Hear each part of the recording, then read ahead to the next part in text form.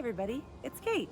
I'm so excited because the blackberries are almost ripe and ready for baking muffins, cakes, and all the other good things we'll make this summer. Sad because strawberry season is ending, but to commemorate this all, we're gonna put together a cake. We're gonna use strawberries, blackberries, and you'll have this cake in your arsenal so that you can put any fruit that you have on hand in this cake and it'll be delicious. Peaches, plums, figs, strawberries, raspberries, blueberries, blackberries, almost any fruit. But anyway, let's go inside and get started.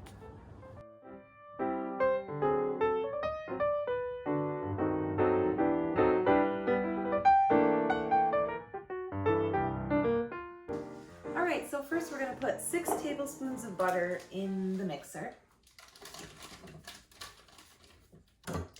And we will add to that 1 cup of sugar. And we'll get this spinning in the mixer and cream the butter and sugar together.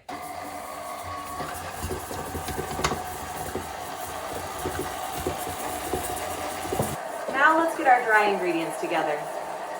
First, we're going to need 1.5 cups of flour. Excellent. So I was excited about this cake initially because it was a Martha Stewart recipe.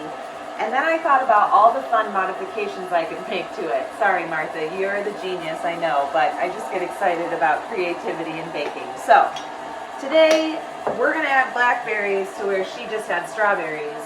Also, I'm gonna put some lemon zest in it because I think that lemon makes strawberry taste even more divine. So, thank you, Martha, for the inspiration. Let's add some salt, 1/2 teaspoon.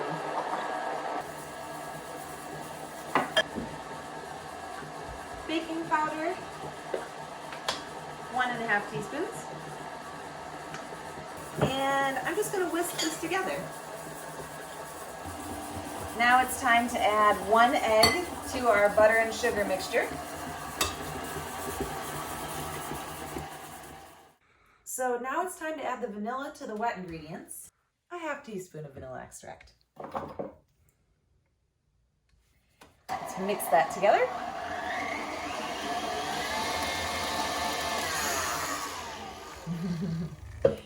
And we'll pull the bowl down now while I grate some lemon zest into the wet ingredients. And notice I'm not measuring this because this was an ingredient that I'm adding for funsies, so I get to decide how much I want to put in there. And lemon is a delicious ingredient, so we're not going to be shy. We're just going to grate it till there's no more zest on it. All right, maybe not no more zest. This looks good. It smells so wonderful here in the kitchen, like lemon citrus oil. I love it. The zest is here in the wet ingredients. Let's get our dry ingredients into our wet ingredients. If we were to add all the milk first, we would create a liquidy substance in this bowl. And that would be really hard to beat all the lumps out of this cake. So we would have little pockets of dry ingredients that create little bubbles in the cake. And you've probably eaten a cake like that where you bite into it and there's a little bit of dry cake flour. Anyway, maybe not, but this is a good way to prevent any kind of problem. So what we're measuring out here is 1/2 cup of milk. So now I'll add a portion of the milk, maybe half.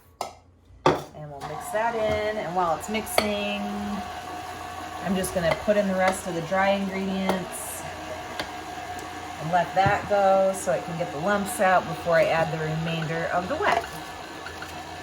And finally, my last good baking tip today is don't overmix your ingredients. You can always bring this together completely with a spatula, and that would be better than overmixing baking ingredients. That ends up making a cake tough and dense. So we want it to be fluffy and light and wonderful. So in case you care to know, while I'm putting our cake batter in our greased pie pan here, I have a 9-inch pie pan that I've greased with butter, and I'm just gonna put our cake batter in this pan. Okay, I've got some local strawberries here. I'm going to hull them and halve them for this recipe.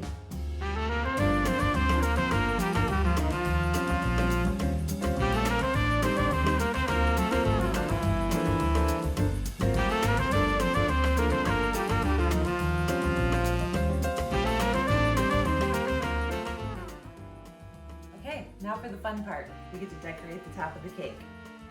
And Martha says lay the strawberries face down. So we will. Make a little space here just so I don't create a raw spot in the cake. That's something that I learned when I worked in the bakery at the co-op. Many of us, our favorite part of a muffin or a cake that has fruit in it is the fruit. So we have this idea that we're just gonna put so much fruit in this cake. But you can actually make the cake not bake off properly if you put too much fruit, because there's a lot of water in fruit, right?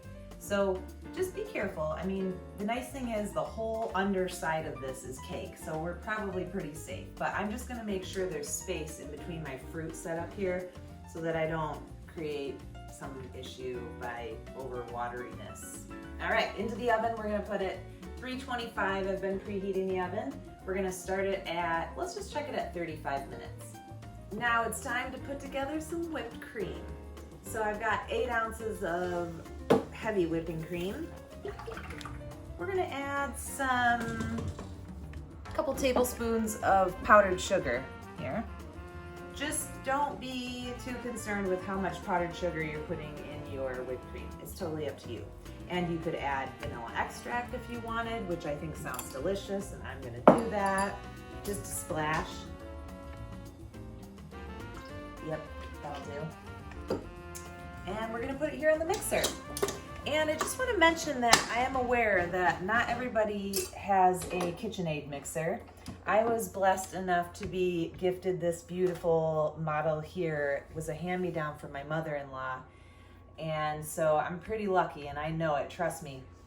But I just want to say, if you're interested in learning how to make whipped cream without the KitchenAid, you should subscribe to my YouTube channel because it's lots of fun. And there's a video that will teach you how to make whipped cream without a KitchenAid. And I think you'll enjoy that video. So anyway, let's just do it really quick so that we can eat this cake.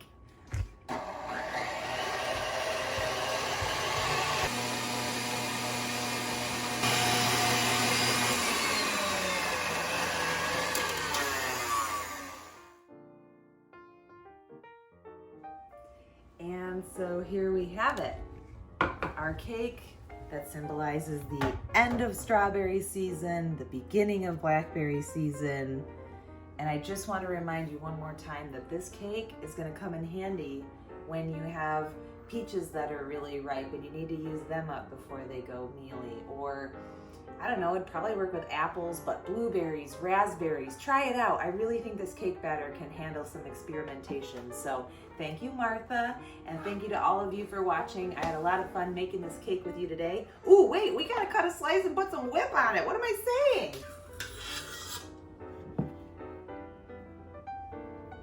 Woo! Thanks for joining me today on Winging It in the Kitchen with